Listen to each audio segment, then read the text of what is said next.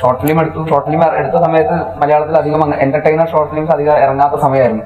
അതുകൊണ്ട് അത് പെട്ടെന്ന് ഇവിടെയുള്ള ആൾക്കാർക്ക് അതൊരു പുതുമയായിരുന്നു. അതുകൊണ്ട് എല്ലാവരും അത് ശ്രദ്ധിച്ച കൂട്ടത്തിൽ സിനിമാക്കാരും ഉണ്ടായിരുന്നു. അജു വർഗീസ് ശ്രദ്ധിച്ചു. അജു വർഗീസ് ഫേസ്ബുക്കിൽ ഞാൻ അയച്ച യൂട്യൂബ് ലിങ്ക് കണ്ടിട്ടാണ് പുള്ളി അതിന് റിപ്ലൈ ചെയ്യുന്നത്.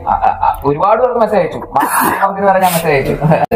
നിന്റെ ഷോർട്ട് ഫിലിം കാണണമെന്ന് പറഞ്ഞോണ്ടാ? Oh my God. എന്താ എനിക്ക് നീ എന്താരായിരുന്നു? എനിക്ക് അയച്ചിരുന്നെങ്കിൽ ഞാൻ ഒരു അവസരം തരുള്ളായിരുന്നു. അറിഞ്ഞില്ല. ഇനിയിപ്പോ സക്കർബർഗാനും കണ്ടിട്ട്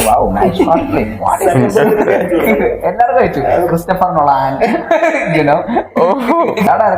അത് ഈ ക്രിസ്റ്റഫർ നോളാൻ എന്നൊക്കെ പറഞ്ഞിട്ട് വല്ല ഫേക്ക് ഐഡിക്കൊക്കെ ആയിരിക്കും അയച്ചിടുന്നേക്കണ്. ആർക്കൊക്കെ അയച്ചു. അങ്ങനെ കുറെ പേർക്ക് അയച്ചു. ആ അയച്ചവരുടെ കൂട്ടത്തിൽ ആകെ കൂടെ സിനിമയിൽ ഉണ്ടായിരുന്ന ഒരേ ഒരാളെ അത് നോട്ടീസ് ചെയ്തുള്ളൂ. ആ മെസ്സേജ് കണ്ടുള്ളൂ. അജു വർഗീസ് പറയുന്ന ആൾ.